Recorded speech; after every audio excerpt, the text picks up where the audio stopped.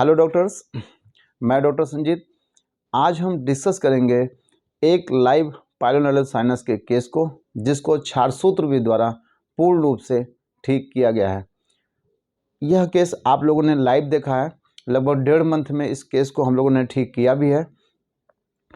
पाइलोनेरल sinus का कोई भी केस हो डियर फ्रेंड्स, ठीक 100% होता है। बस ज़रूरत है हमें कंफर्म डायग्नोसिस क्लियर होनी चाहिए।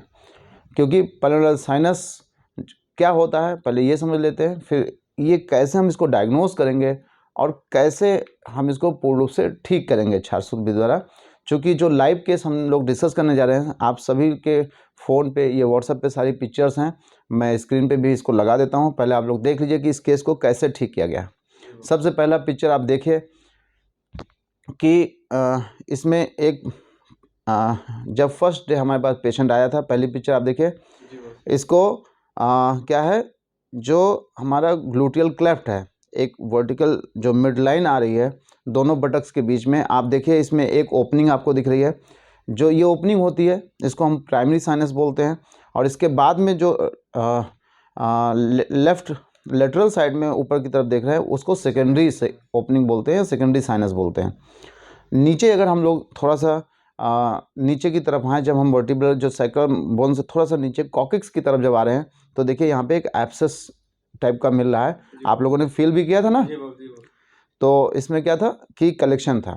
तो यहाँ पे क्या है, एक साइनस है, एक सेकेंडरी ट्रैक भी है और एक इसके साथ एक कलेक्शन है। तो ऐसे केस में सर्वप्रथम हम लोगों ने क्या कराया, आपने देखा होगा, इसकी हमारी रिपोर्ट आपने देखी थी। फिर इसको क्षार सूत्र से देखिए लाइगेट किया गया है और धीरे धीरे आप देख रहे हैं कि ये पूर्ण रूप से ये केस आपका ठीक हो गया। और ठीक होने में कितना दिन लगा, लगभग 1.5 मंथ में इस केस को ठीक हो गए। और आपने देखा है कि अभी तक इस पेशेंट को दोबारा ये नहीं बना है। तो आप लोगों ने पूरी पिक्चर देख ली, क्लियर। तो पाइलोनेरल साइनस होता क्या है?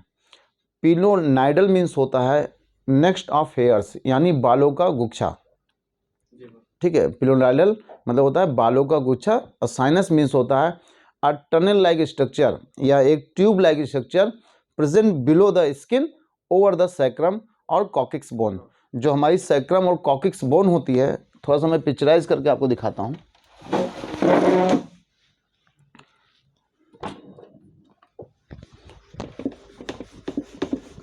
यहाँ पे हम लोग जो डिस्कस करने जा रहे हैं, ये आपका मान लेते हैं एक पेशेंट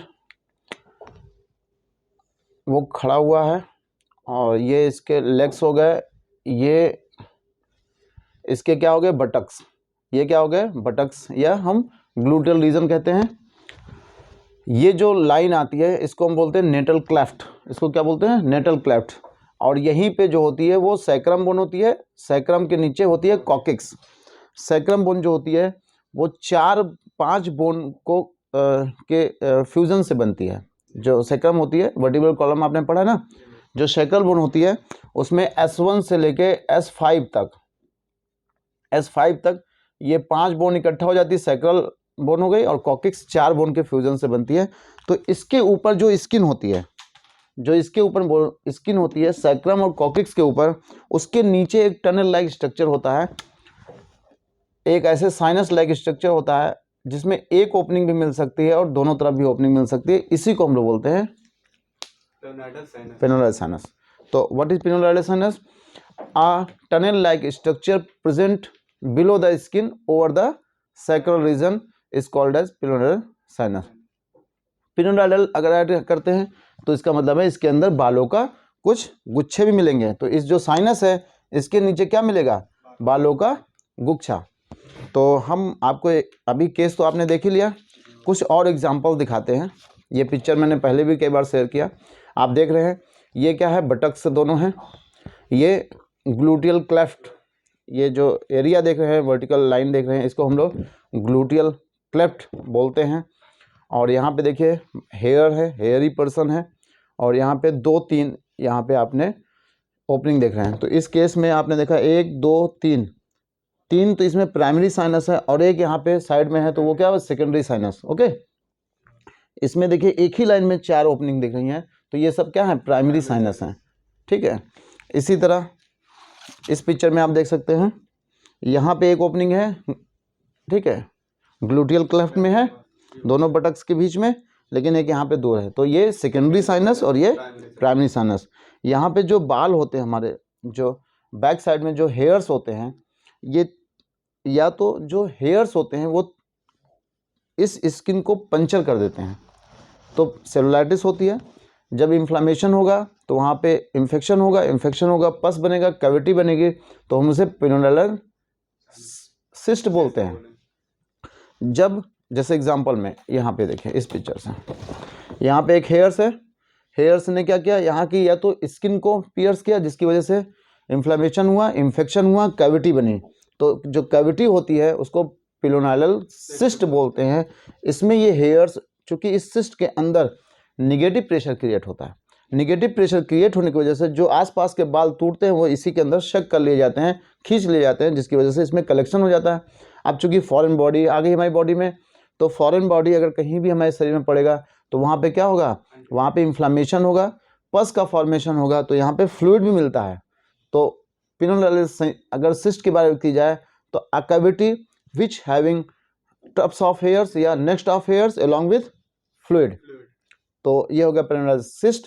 अगर इसी में एक ट्रैक बन जाए तो उसे बोलते हैं पिनोडुलर साइनस। ओके, आप यहाँ इस पिक्चर में देख सकते हैं, यहाँ पे हेयर्स के साथ है और यहाँ पे तो पिनोडुलर साइनस जो होता है, अगर हम महिलाओं और पुरुषों की बात करें तो जो महिलाएं होती हैं उनमें पुरुषों के कंपैरिजन में 3 गुना कम केस देखे जाते हैं। यानी अगर 4 पर्सन आपके पास आते हैं तो उसमें 3 पुरुष होंगे, 1 महिला होंगी जिनको ये बीमारी होती है। किन लोगों को ज़्यादा होती है, जैसे जो स्टूडेंट होते हैं, अब दिन भर वो कुर्सी पे बैठे रहते हैं, तो जो बैक साइड में जो हेयर्स होते हैं वो रब करते रहते हैं, उसकी वजह से चूँकि यहाँ पे हल्का सा जो मॉइस्चर, जो पसीना बनता है, स्किन मॉइस्ट हो जाती है, तो जिसकी वजह से जो हेयर्स होते हैं वहाँ पे उसको पिन करते हैं, पंचर कर देते हैं, जिसकी वजह से इन्फ्लामेशन होता है। पहला, कई बार ये स्वेट ग्लैंड्स को इन्फेक्ट कर देते हैं, तो उसकी वजह से भी ये पिनोडुलर साइनस बनता है। इसीलिए इसे जीप ड्राइवर्स डिजीज़ बोला जाता है। जो लोग ज़्यादा गाड़ी चलाते हैं, क्योंकि दिन भर बैठे रहते हैं कुर्सी पे, बैक साइड में रब करने की वजह से ये इन्फेक्ट होता है। इसके डिफरेंशियल डायग्नोसिस हम लोग बोलते हैं सैक्रोमाइलाइटिस, क्योंकि ये कहाँ प्रेजेंट है, just over the sacrum bone के ऊपर है, तो सैक्रोमाइलाइटिस यानी inflammation of the sacrum bone, उसकी वजह से। तो हम इसके डिफरेंशियल डायग्नोसिस, कहीं ऐसा तो नहीं कि ये सैक्रम बोन की इन्फ्लामेशन की वजह से ये बीमारी बन रही है। और सबसे बेस्ट इसकी जो डायग्नोसिस बनाते हैं वो एमआरआई, साइनोग्राम या फिशोग्राम करा लीजिए, तो उससे हम लोग इसकी कंफर्म डायग्नोसिस बना सकते हैं। तो आपने देखा कि इस केस को कितना आसानी से ठीक कर दिया गया है। ऐसे कोई भी जो पिनोडुलर साइनस के केस होते हैं, चाहे वो 1 सेंटीमीटर का हो ट्रैक, चाहे वो 6 सेंटीमीटर का ट्रैक हो, चाहे मल्टीपल ब्रांचेज हो या अलॉन्ग विथ एक कैविटी के साथ हो, क्षार सूत्र अगर हमने सही से उसको लाइगेट कर दिया है तो वो केस लगभग 100% ठीक हो ही जाता है। ठीक है, तो नेक्स्ट केस हम लोग दूसरा डिस्कस करेंगे। अभी जो हम लोगों ने ठीक किया है, एक बच्चा जो है उसको हम लोग दिखाते हैं कि नेक्स्ट केस कैसे इसको पूर्ण रूप से ठीक किया गया है। Thank you.